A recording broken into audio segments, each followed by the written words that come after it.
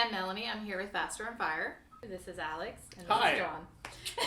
We're Faster on Fire. So what is the story behind Faster on Fire? How did you come up with your name? Name? I'm a giant Alkaline Trio fan. Yeah. And it's an Alkaline Trio lyric from the Okay. song Burn. Uh-huh. Great It song. says, everyone learns faster on fire. Yeah. And so we took that. Yeah. He didn't know what it meant. So speaking, I'll let you answer this since you don't know the questions. Hey. Speaking of being fast, which of you is faster? This is not even. Yeah.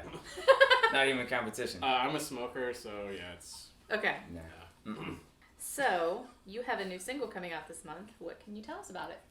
This is probably my favorite song we've ever done. Yes. Ooh. Up to this point. We work with Chris Paquette, No Boundary Studios.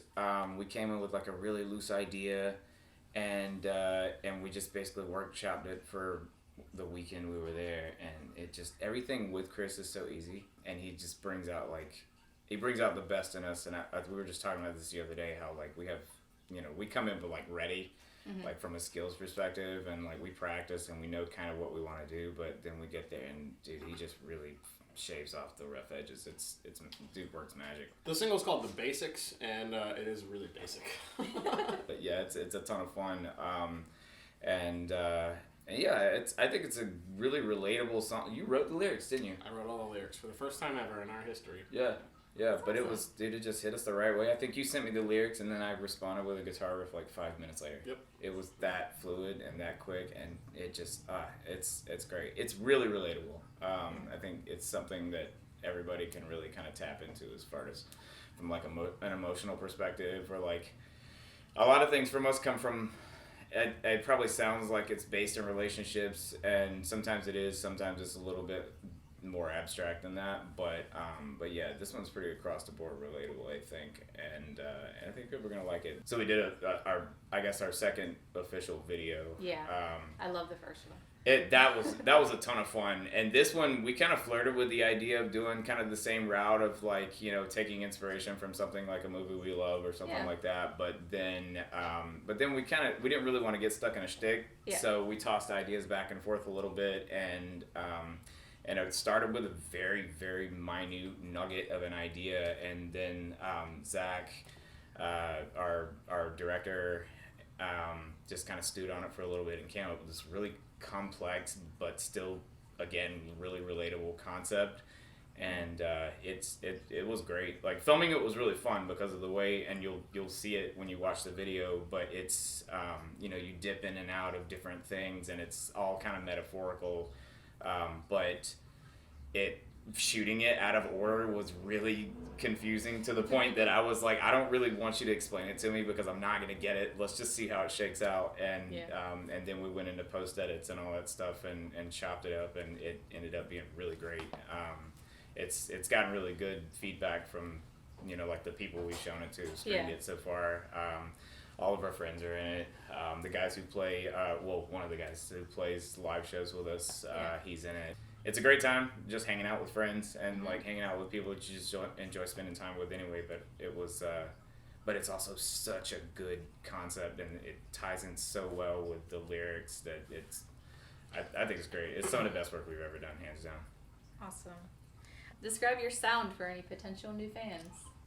First of all, I hate this question. Yeah, it's but so hard. It has to be asked. Yeah. I understand. Yeah. I'll say we're an emo band for sure, but we're like a rock band, so it's tough.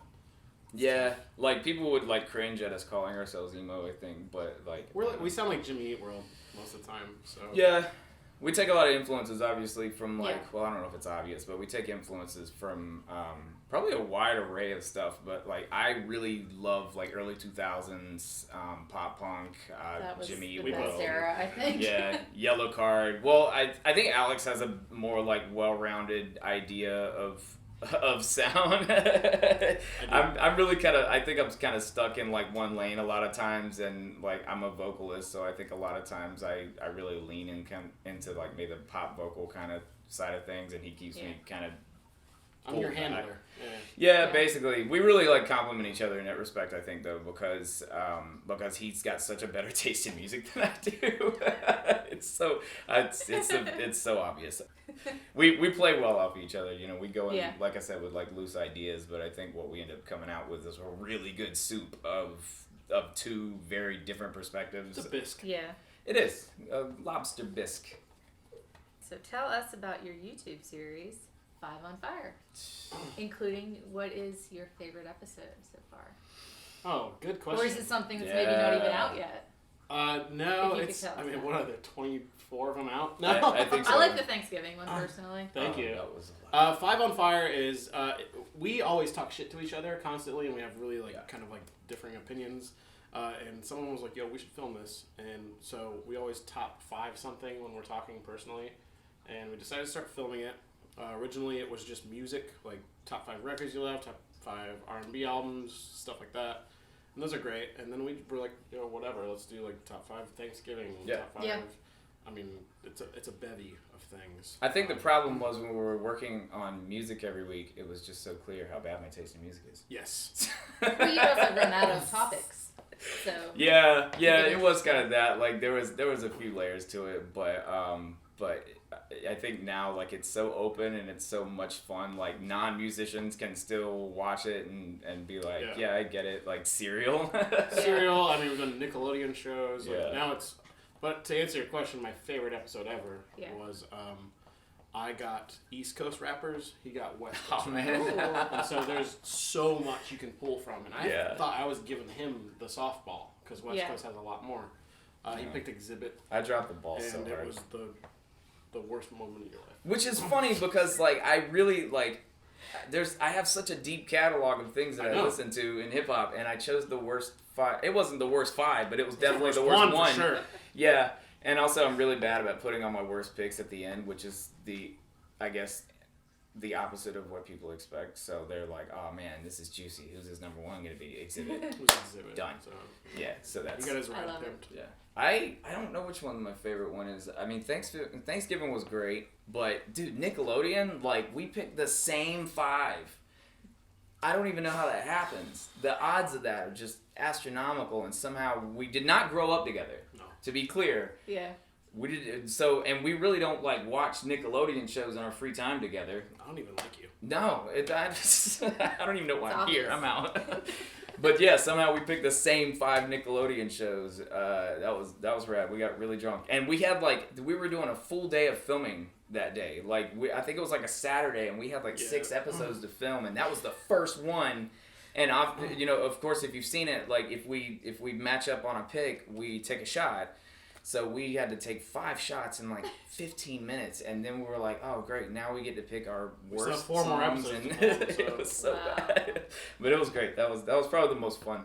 I'll link both of those with this. Hell yeah! What is your favorite song to perform live? We just talked about this recently, I think. We did. You want me to go first? Yeah, go for it. Can't Stop Starting is my favorite one. It's very drum heavy. It's a personal choice.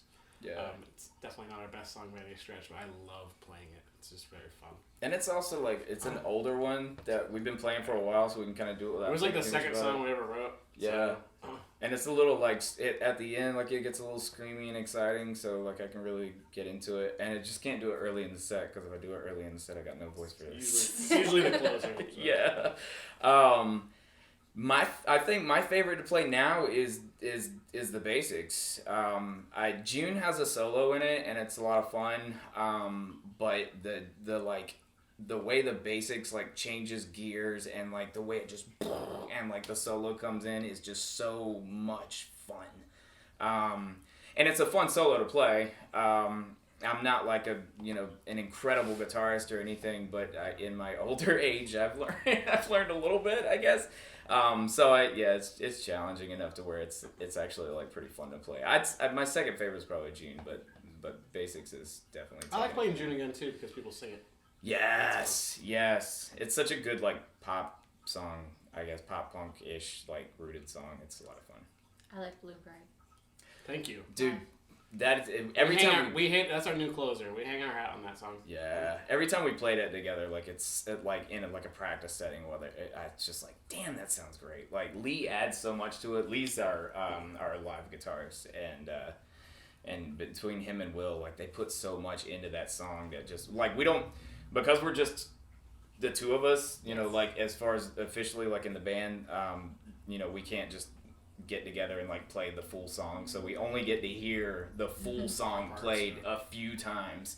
And sometimes it's just like, wow, dude, this is so fun. Like there's so many layers of this, and obviously when it's not just the two of us, there's other like influences in, and Lee's got his own like full setup. Will is just so on point with everything, and he adds so much like really nice low into it. They're both really handsome too.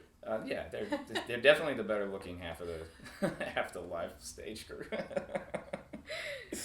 And what is next, other than single? Is there anything else going on that we can look forward to?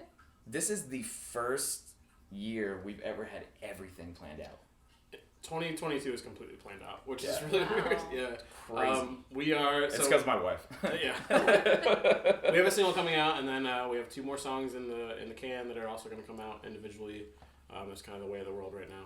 And then we're going to go record a few more, and then we actually have a tour planned. And we haven't toured in a long time. We've played a lot of shows, we haven't actually toured. So we're really excited for that. We're going out with a band called Riviera. We're going up to Ohio and back, essentially. Okay. And it's going to be really fun. That's exciting. So, to answer your question, a lot. Yeah. There's a lot of things coming out, and it's all like staggered out throughout the year, and it's going to be exciting. We've got probably a couple more videos coming out this year, too, hopefully. So, yeah, it's going to be exciting. It's going to be a busy year. All right. That's actually all I have for you guys. Hell yeah. Well, thanks. Right. That was Thank you. That was great. I appreciate you coming out. Yeah. All right. This has been Faster on Fire.